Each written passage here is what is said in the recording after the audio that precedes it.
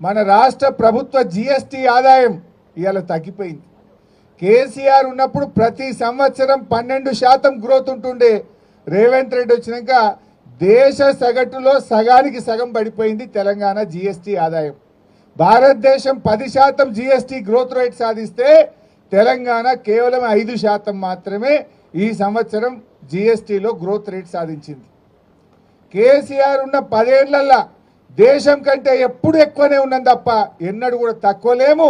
రేవంత్ వచ్చినాక దేశం సగటులో మనం సగానికి సగం పడిపోయినామంటే ఈయన పరిపాలన వైఫల్యం వల్ల తగ్గింది.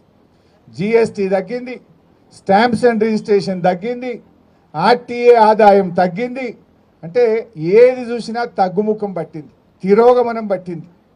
కేసీఆర్ తెలంగాణ నిలబెట్టిండు, రేవంత్ రెడ్డి వచ్చిన ఏడాది అర్థంలో తెలంగాణను పడగొట్టిండు. ఇవాళ ఇది కుల్లంకుల్లా ప్రజలకు అర్థమవుతా ఉంది.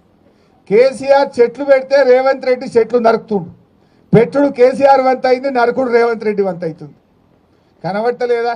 మన అగ్రికల్చర్ యూనివర్సిటీలో 100 ఎకరాల భూమి తీసుకున్నాడు, అక్కడ చెట్లన్నీ నరికేసిండు అగ్రికల్చర్ యూనివర్సిటీలో.